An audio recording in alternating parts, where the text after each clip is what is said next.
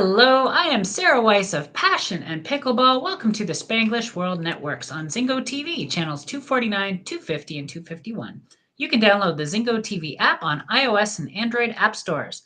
Don't forget to rate and leave a comment. This app is free and is also available on Google Chromecast, Amazon Fire, Fire TV sticks, Roku sticks, and all smart TVs 2016 and on.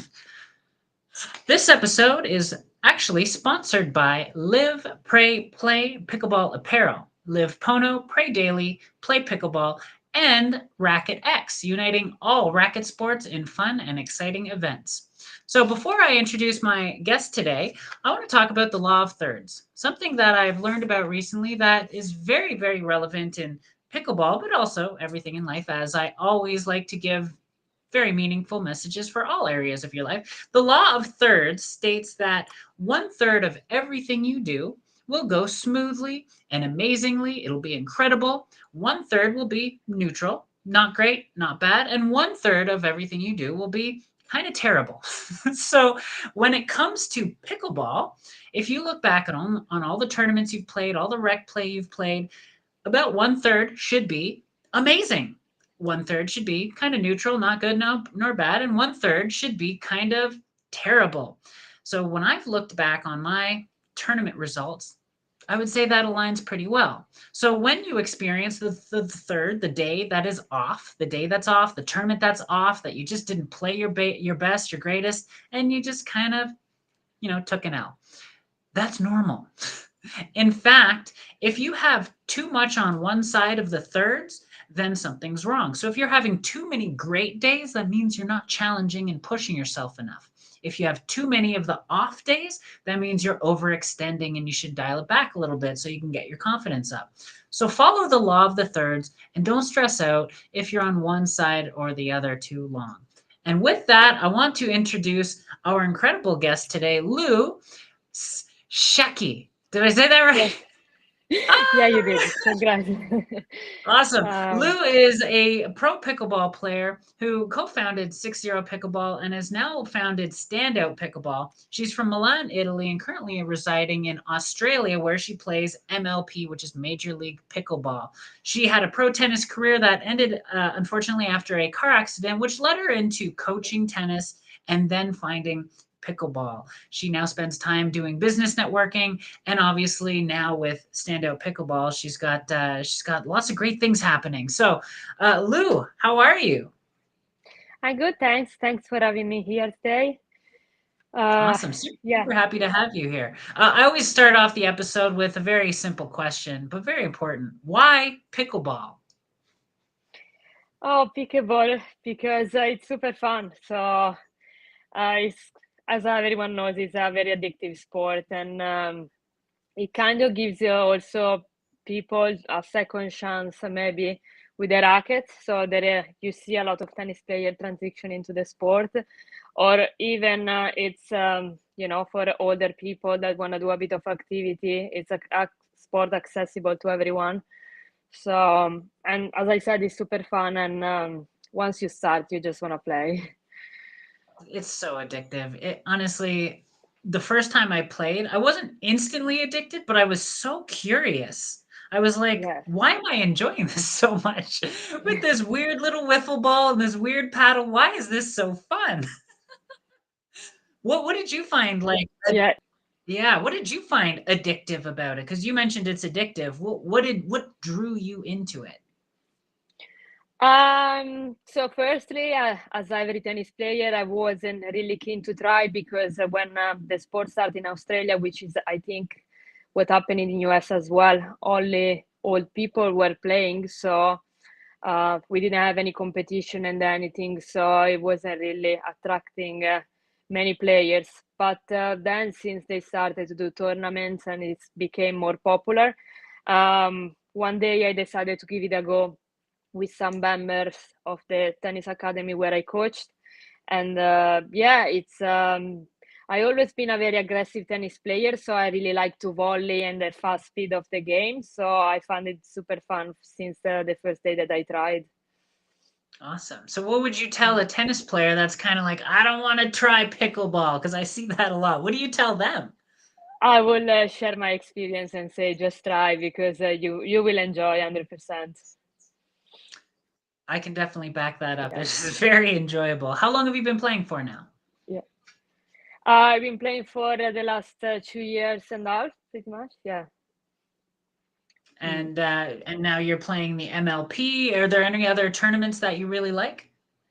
Yeah, we are. I'm playing Major League Pickleball here in Australia, and this year the tour expanded to New Zealand and Asia as well. So it's pretty big and good. I'm the captain of one of the Major League Pickleball team from the Brisbane Breakers, which is the team of Brisbane, and yeah, and this year also we have the PPA tour starting to do tournaments in Australia, so it's getting bigger and bigger pretty much every day. So, Awesome. but I think the one that what I enjoy most is probably the Major League Pickleball because I like the team's competition and being with a team, and even if I come from a single sport, so I've been like for 20 years, it was just everything, just myself traveling around. I'm starting to enjoy more. It's a different Mm. dynamic for sure, especially if you come from Yeah, playing like singles in tennis, but even like yeah, playing doubles, gender doubles or mixed doubles at a tournament, you don't have that same energy and vibe, because you got your whole team behind you cheering you on, right? Is that yeah, like your exactly. favorite thing about it, having the team kind of cheering you on? Yeah. That's the best part. Yeah, having like your team, the supporter, and everything else next to you while you play.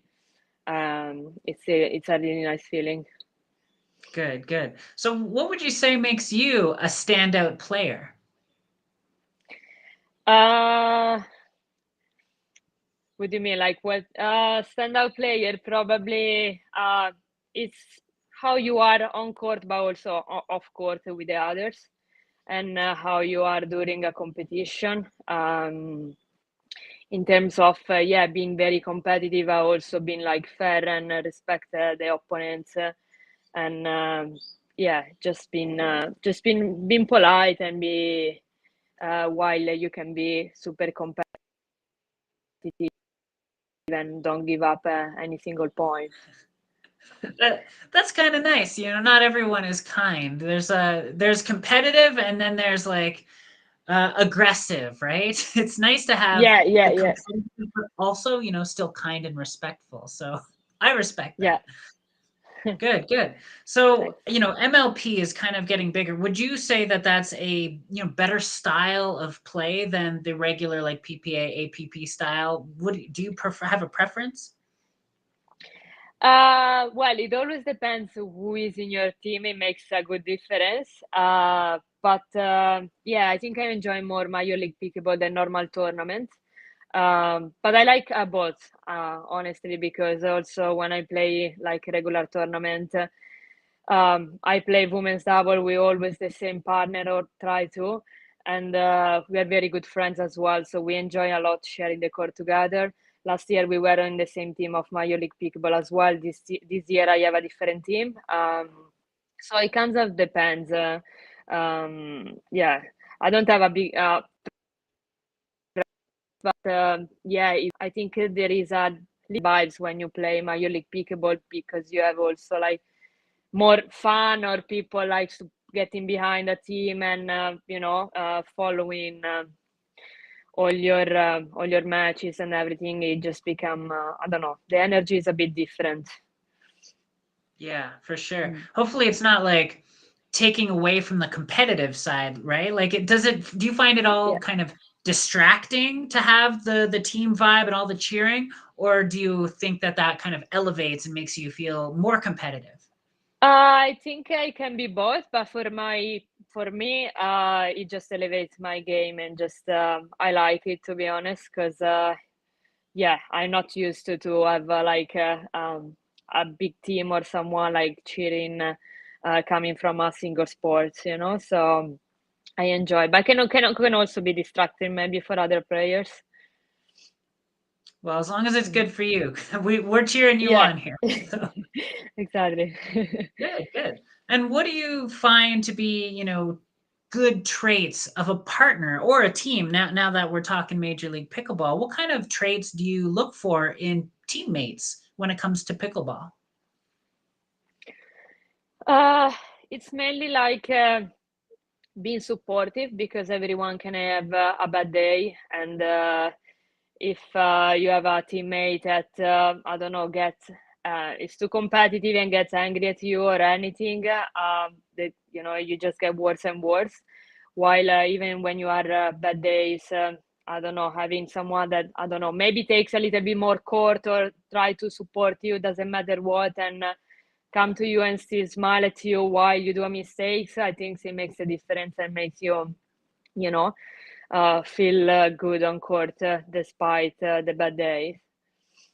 So probably this is the most important thing, supporting each other on court, but also off court, because we are all human, and it happens to everyone to have a day or bad day for any other reason, that you don't play the same level that you normally play. So I think it's very important that all teams stay positive, even if we're losing, things are not going the way we want. I love that. Yeah, stay positive. It's funny, Yeah. I find that people who, so for an example, just as someone I've played with many different skill levels, I'm in pro qualifiers now, so just above 5.0, we'll say. When I was around 4.0, that's when I started to see my skill rise. And then I started getting certain frustrations when I wouldn't perform properly and I'd have off days. And I didn't like that. I didn't like getting frustrated. So I kind of stopped that because I didn't want to give that energy to my partner. And I found Yeah. that when I snapped out of that and I, decided I'll never, play like that, or at least as little as possible, will I let my emotions get the better of me? If I was playing with someone who was a lower skill level, when they made mistakes, I just continued to cheer them on and say, I got your back. No worries. We got this, and be a cheerleader. And what I found is those, weaker skilled players started to play better. And us as a team would end up taking on teams that had higher level players, and we could beat them because they would get frustrated that a lower Yeah. level player was doing this well. And as long as I could keep my cool and emotions and stay positive, my partner could play their best pickleball. And that Yeah. was such a 100%. huge life lesson, not just for pickleball, but in life, right? Like something I've Yeah. I've learned about pickleball is you learn a lot about yourself on the court, right? Yeah, for sure. Yeah. Yeah. Yeah. Yeah. Yeah. What advice would you give to someone who is getting frustrated and having a hard time kind of containing their emotions? Do you have any advice for someone that would be experiencing that? The whole advice is that I always give is to don't be too focused on the result or on the score or anything, but just focus on every single point and just try to play the best you can every single point. And if you stay positive, anything can just go better, or at least having the mindset that you want to enjoy. And I don't think you're gonna enjoy if you are negative and you're frustrated or anything. So you need to go to the court thinking, oh, I'm gonna have a good match, I'm gonna enjoy, and don't focus. Obviously, you can get nervous, but focus on the single point and just try to do the best you can, give the best in every single point. Yeah. That's actually such good advice, especially for anyone who, wants to be in what they call the zone. If you want to be in the Yeah. zone where things, happen so easily and effortlessly and you're, on your game, you can't be distracted with what happened or what's going to happen. You don't need to worry about the score and, trying to win. But if you're hyper focused on the moment, that's how you get in the zone. And if you're Yeah. focused on something that makes you feel good, then you're not going to be tense. You're going to be loose and you'll be able to move with fluidity instead of popping the ball up. And we all know what that feels like. We don't want to Yeah. pop Yeah. the Yeah. ball Yeah. up. Exactly. That's 100%. that's that's great advice. So And sometimes how sometimes it's a challenging to find, like, also because as you see, it's not two good players together that makes a very strong team. It's sometimes even if you play with someone who's less skillful, or it's just about the connect of you are gonna enjoy on court. You just get to play better together and connect better. So I had experience that I play with some very good player, but on court they were like pretty negative, or we couldn't just connect, and so we were not doing the result that we wanted. But maybe I was having the same result with someone less skillful, just because we were enjoying and we were positive and we could just connect better on court.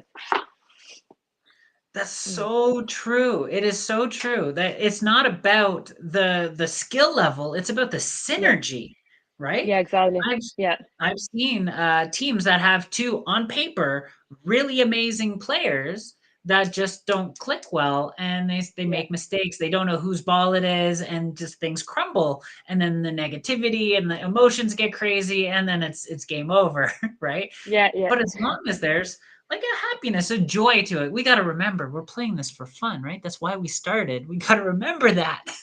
Yeah, yeah, yeah, yeah, yeah, yeah, yeah.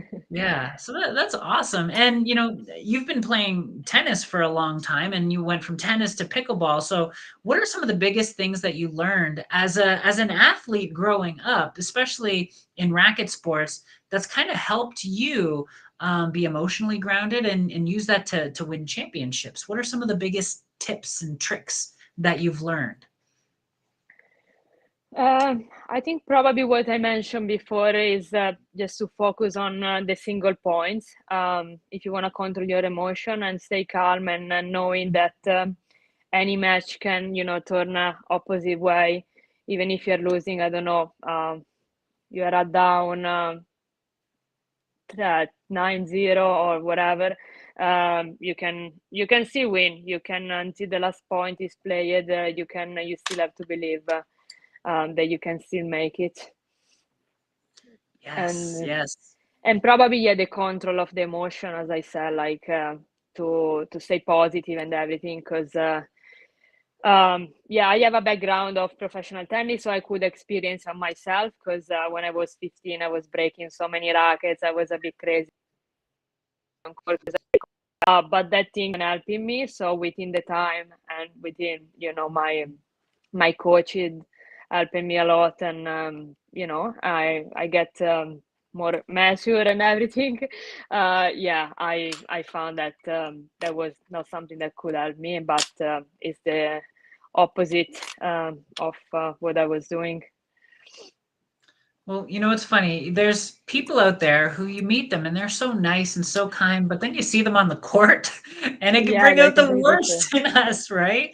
Yeah, It's yeah, it's yeah, that competitive edge. We so want to win. It hurts our ego to not yeah, win sometimes. It's like understanding that it's not you, it's like your ego. It's almost like this little demon inside you. I want to win. I want to win. yeah, You yeah. Which is something that I still have to work on, because honestly, when I'm not playing my best pickleball, or when I lose a match that I shouldn't, or anyway, when I lose, I kind of go home and think about that for like probably 2 days in a row, and then kind of like, I don't know, depressed. But which is something that you should,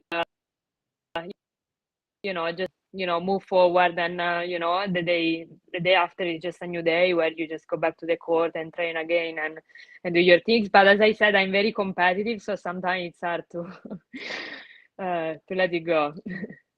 Well, it's hard to find that balance because you want to be competitive and you want that fire. You want the intensity, especially on the court. I forget who it was, but someone said play angry. When you Yeah, play angry, you have this fire behind you and you're a warrior. And like a yeah, warrior in a battle, they're not thinking about roses and happiness and joy. They're there with intention and purpose and yeah, dedication and discipline. So, you know, you got to find that balance, right? You do want to come with the fire and the intensity, but you also want to make sure that you're giving a good energy to your partner. So where's that yeah, balance, right?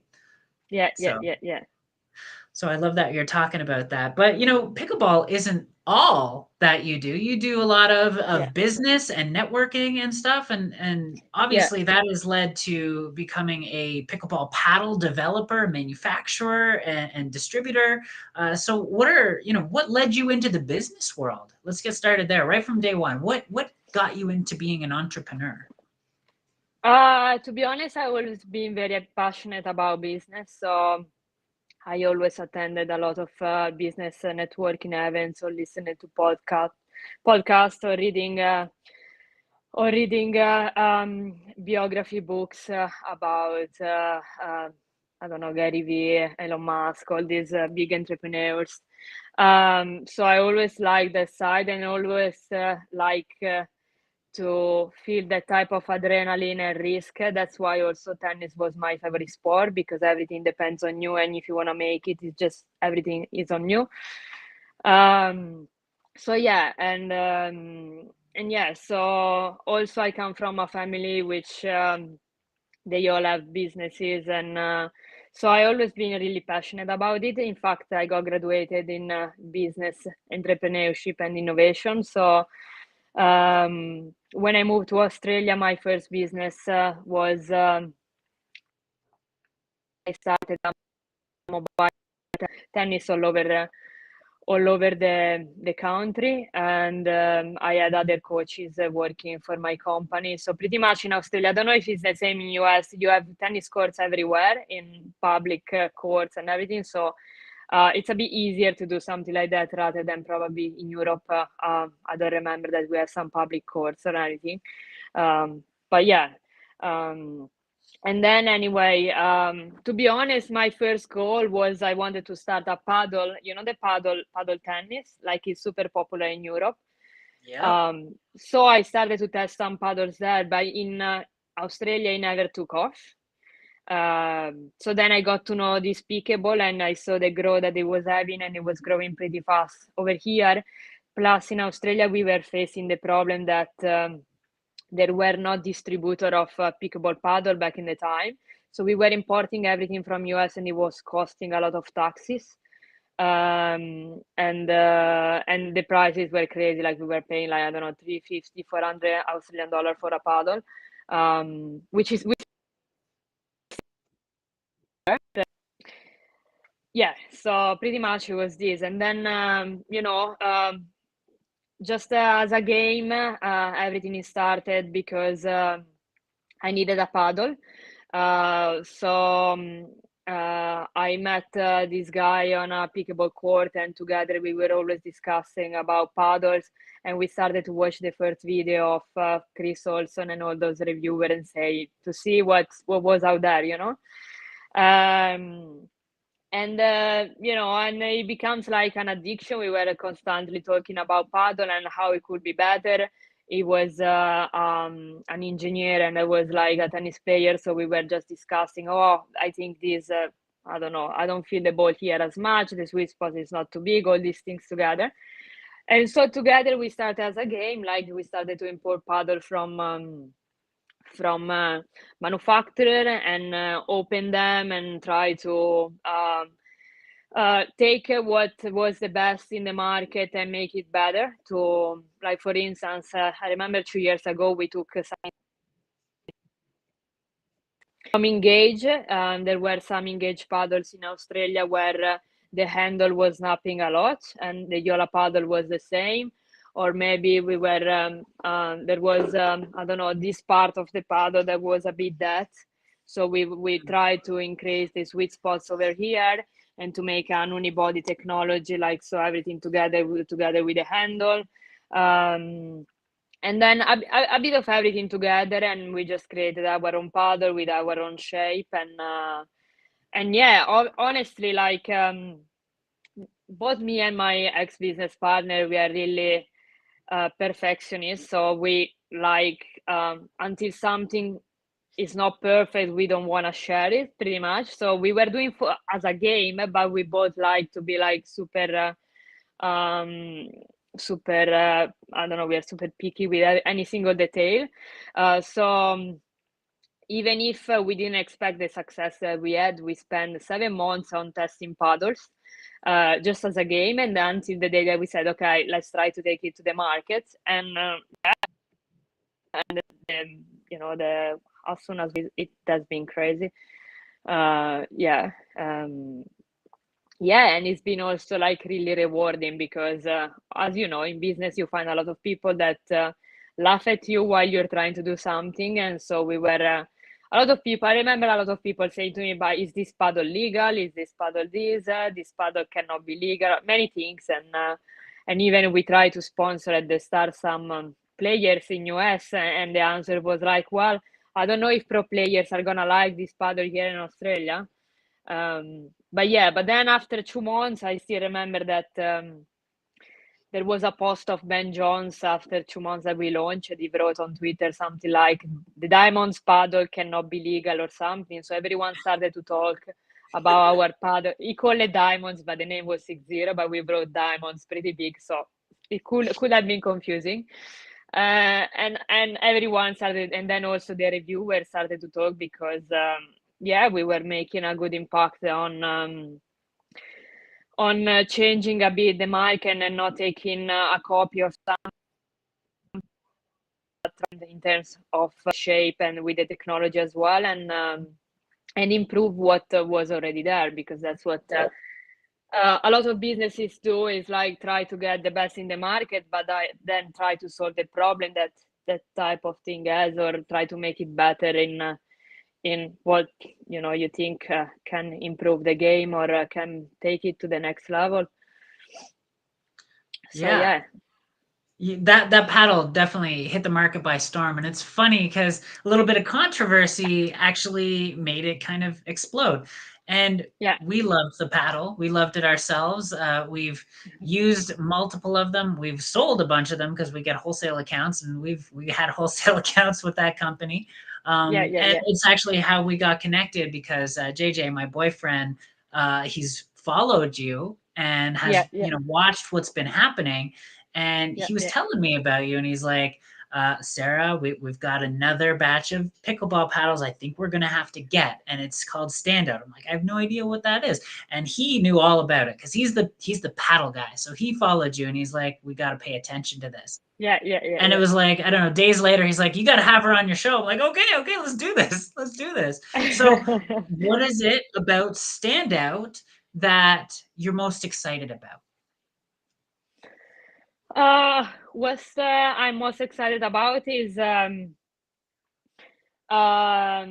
it's mainly like giving myself a second chance, since I was probably young and I didn't have much experience in business in certain area. So I don't know if I can share this, but anyway, it's the true how the story went with 60. But pretty much when I started 60, I was under sponsor visa in Australia, which means that I'm in Australia because I'm working full time for someone that sponsored me. So I was working full time for a tennis academy in order to get the permanent residence here. And the law was saying that I couldn't be a director on the paper, but I could only be a 50% shareholder of the company. And long story short, is turned out to me, because when the company started to have massive success all over the world, like I don't remember how many paddle we were selling, but we had after 2 months that we launched, we had calls from all over the world, and we never been able to keep up with the demand. We were like selling, I don't know, I remember 200 paddle in a day or whatever, and we had always a distributor that were contacting us, but we never had stock anyway. But anyway, we had a few disagreements because we had different belief on how to take the company forward, or how to move forward anyway, and which was like something, I mean, not big anyway, just different things that we were not agreeing. But from one day to another, I had the password of Shopify changed, and the email changed, and I wasn't able to access to the bank account anymore. So I only had one chance, that it was selling my share, pretty much. And this is because I wasn't the director on the paper. This was that I could have been director as soon as I got to get the permanent residence in Australia. But yeah, anyway, it wasn't an official agreement. It wasn't signed from a lawyer. So that's what they got me. So when I sold it, yeah, I got a little bit of money from it. Obviously, not the real worth that the company could be valued, but yeah, I was kind of heartbroken, like because I don't know, it's something that I gave everything to, and I was the one that at the start I was pushing my business partner. Okay, let's start this company.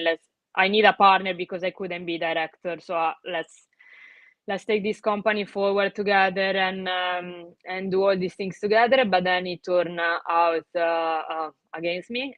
So yeah, there was a time where I didn't want to play pickleball anymore. I didn't want to be on court, and I just didn't want to be around anyone. But unfortunately, my job was also like running pickleball and coaching pickleball, so I had to. And then I stopped to play tournament and do anything, but then kind of few things together where the major league pickleball in Australia started, and they started to get in it some investor, and they called me and they were like, hey, we're gonna start with only 4 teams all over Australia. We want you to be the captain of one of the team, which is the same team that I'm captain this year as well. And so it gave me a little bit of I don't know motivation to play a bit more. And then my doubles partner, Summer, she's a very good player, and we enjoy a lot to play together. And she was playing more, and she was like, hey, let's get back together and play and everything. So, and then I don't think I ever disconnected from pickleball, even if mentally I wanted, because despite everything was sold and everything, I was still following the trends and listening to John Q, Chris Olson, which are my favorite reviewers. So yeah, so I always been in it, but mentally I wasn't ready to launch the spot. I was like, done with anything related to pickleball, but then, yeah, within the time, my head was always there, and I say, well, let's try again. Let's give myself a second chance. I understand that the market now is a bit more tight compared to what it was when I started 6-0. But I'm some if that was what was making me happy, and that was what I think it was the right thing for me to do, and what I dedicated most time to and everything. So I just said, well, I don't want to give up on my dream, so I want to start again. And here we go. I launched 1 month ago, and for now everything is going well, and we will see what the future is gonna hold. Yeah, heck yeah, Yeah. girl. Heck yeah. Partnerships can be dicey, and Yeah. I'm sorry. Especially, yeah, I'm yeah. just Well, sorry that you had to go through that. yeah, no, and not it's not been an easy, because I honestly, the company exploded for us from one day to another. So I literally spent like 6 months sleeping 3 hours a day. Like, it was because we were always constantly talking also with US, because it was where our main sales were made. um but to be honest, I was happy. I was waking up every day, even super tired, but with the passion, and I wanted to be behind it, and I loved what I was doing, and I loved every single thing of the company.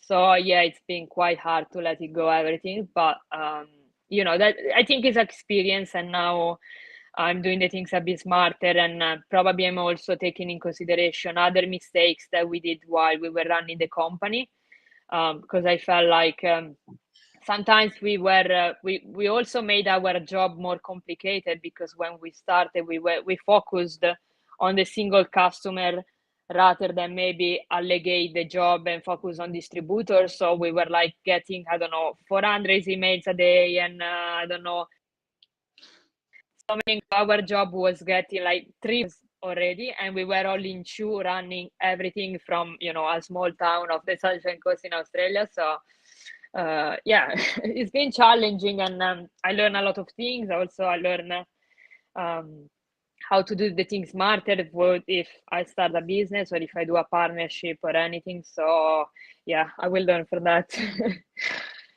Yeah. Yeah, no, we saw how busy it was. I mean, there was always a waiting list for paddles from Six Yeah. Zero. So, I mean, if standout is anything like what you were able to accomplish with 6-0, then that's why I'm excited. And now I'm a sponsored player with Gearbox, and I really want to try standout paddles. We love testing different paddles, and we have lots of people who trust me and JJ with our reviews of paddles. So we're looking Yeah. forward to trying what you have. Why don't you tell us a little bit about the paddles that you've released so far and what makes them special?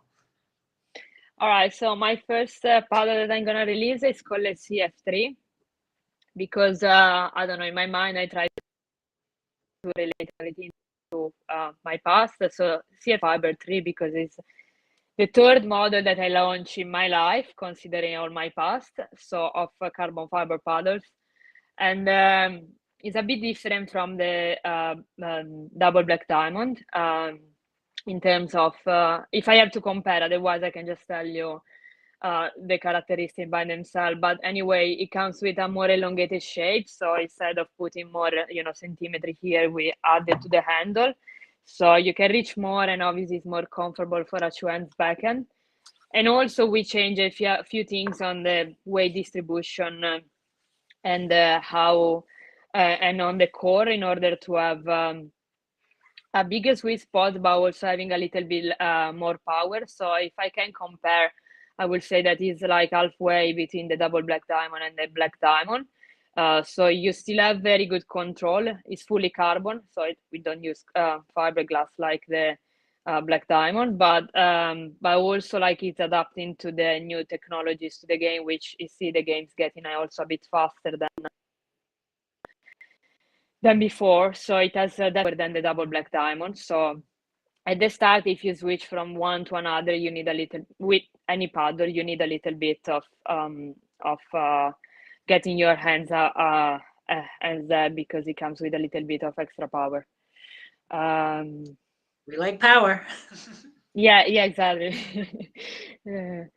And yeah, and then I'm launching some other new projects which are gonna come up in the next few weeks. Uh, which I'm gonna focus more on the edgeless paddles, which are still thermoform paddle, but they come edgeless. I'm using different material like Kevlar, 3K carbon, and other stuff. And I'm working closely with some aerospace engineers, which they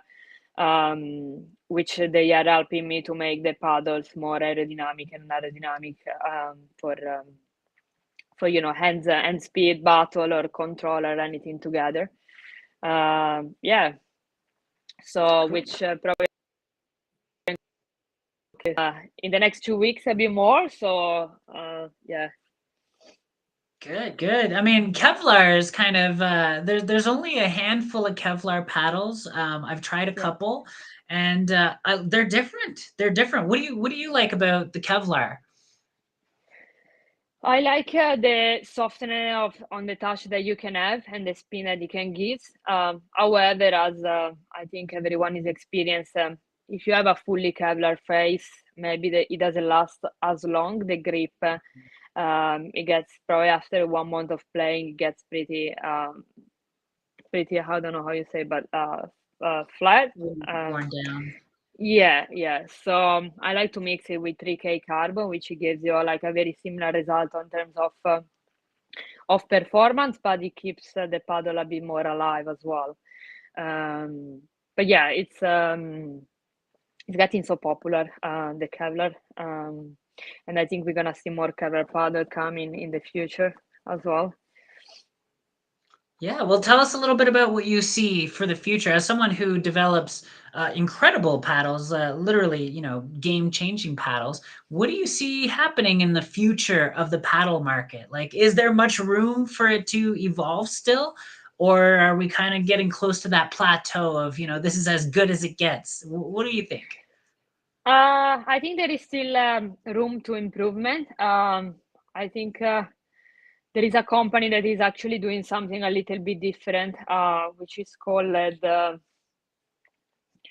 I don't remember actually how it's called. There is a new company that is doing very aerodynamic paddles similar to a tennis racket, which it got me a bit of interest into. I think it's a company from UK. Yeah, but anyway, I think the technology is pretty much is trying to settle. What is gonna make the difference is how much the paddle is gonna last in terms of is the core gonna break? Is the spin or the face gonna keep up after 2 months of playing every day? Or so I think this is gonna make the difference in the future. And I'm unsure about how much else you can definitely try different material, but not as much as it was before. Like pretty much they are a bit the same, constructed in a different ways. But yeah, probably is the performance and how much is gonna last a paddle for sure, and try to make it more aerodynamic as possible because yeah, as I said, the game is evolving and speed and power are taking a big part of it as well, apart from obviously the touch and everything. So yeah, there is still room for improvement, but not massive improvement where they could have been done like probably a few years ago because the market is getting more tight. Yeah, I mean, you can't go from graphite to carbon fiber that many times, right? That's a Yeah, jump. yeah. But definitely, core strength and being able to keep a paddle longer than 2 months, that would be good. That would be Yeah, good. yeah, For, exactly. players like us, we're hitting almost every single day. I mean, I train, if not every day, every other day. And yeah, paddles don't last, especially with how hard you're hitting now. And the cores need to be able to last longer than 2 or 3 months. So Yeah. that's a great And they're idea. not cheap as well. So like it's quite a big expense, like paddles, balls, and everything, because they range around 200 or more or slightly less USD each paddle. So it's a big expense if you have to change every 2-3 days, unless you are a sponsored player. Yeah. Yeah. So Mm. why should people reach out to you for your paddles? What is it that Standout is doing that makes it stand out? So what Sendao is doing is working, as I said, closely with aerospace engineer and product development specialist. So you have a strong team that I used to have also before with when I was working with 60. Um, some of those are the same people, the paddles, and what is makes a difference is that it's not a copy of something; it's just unique. And every single thing of the paddle is there are months of research and studies, and it's we are following any trend of the game. We are constantly doing researches and getting behind the reviewers and what they think about the evolution of the game as well. So we are everything is always on time with the trends and what the future we think the pickleball is gonna go to. So yeah, is a constantly adapting to the new fast growth of the sport. Good, good. Are you looking for ambassadors, sponsored players? If Yeah, I'm people are looking. interested, can they Yeah, reach yeah, out? definitely. I'm looking for ambassador in USA and also some player for sure. At the moment, I just it's been like a short launch. I just launched it just 2 weeks ago, and we honestly didn't have time. But from with my previous experience now, I also know that I need to try to delegate more the job, not just to distributor, but also to people that can help or can do things but to makes my job easier as well, because I'm that picky sometimes that I want to look after, I want to have something to say on the marketing, on this, on administration, and this and that, and I never delegate anything, and maybe I end up working, I don't know, 15 hours in a row per day. But I think that wasn't healthy when I was doing that, because it can take you also to a burnout or something. And also, if you want to grow the business better, and look after every single person, sponsor, player, or team members in a good way, you need to delegate, and also so you have the time also to keep your team close to you. And because honestly, I remember that the first sponsor we had with Easy, that we didn't really communicate as much with them and didn't make them feel that much part of a team, or with also the other workers that came along with us. So now I want to do things differently, and I want to create a community, and try to get this company going all together. So my success I want to share with the people, the close people that I will have in the team with me. And I'm not planning to sponsor so many players. I'm planning to sponsor few players, but just look after them in the best way possible and making them feeling part of a family. So yeah, that's probably what I want to do. I think that's a great way to do it. Community is Yeah. everything when it comes Yeah. to the sport. If you didn't have a good community and a good family feel, pickleball wouldn't be what it is today. So I love your Yeah. approach on that, making sure that, this time around, the people that stand out feel good about it and feel part of the Yeah. family. So that's really awesome. And Yeah. Yeah. I really love what you're doing. We're really excited to see what comes, and we're gonna try it, and we're gonna let you know. We're gonna review for you. Can't wait for Thank that. you. How do you balance all of this? Player life, business. How do you find balance? I ask this because, again, mentality is everything for me. How do you keep it all together and give your time where it needs? I think the key is if you find your passion, and you transform it into your full-time thing, everything is easier. So I have a big passion for sport, as I said, business, and especially for racket sport, because I grew up playing every sport, but then it was no, tennis is my thing. And then everything comes along together. So I sometimes I do have my days where I feel really tired, but I still an exciting journey where just I want to feel every day you learn something new, and I like to feel that type of adrenaline, and wanting to learn something new and wanting to do something, and so it's exciting. Sometimes lately it's been maybe train as much as I would, but I know that it's just the start, because it's we just launched. So as I learned previously, I'm gonna delegate more the jobs in order to grow the company in the best way possible. But yeah, apart from that, I'm the type of person that sometimes, rather than going out and then go crazy on Saturday night, I rather stay at the laptop and do some research, and learn something new, and develop new things. So everything makes everything easier if you have already a passion for what you're doing. I love it. And you're clearly Mm. passionate, and you've done some amazing things, not only with your life, but with your business, with your skills and talents. And I was just really happy to have you on the show. So, how can people reach out to you and look into becoming ambassadors for Standout, or even just maybe reach out to you and ask you questions? Yeah, sure. So they can definitely reach out to me on my social media. So my name is Ludovica Sciaky.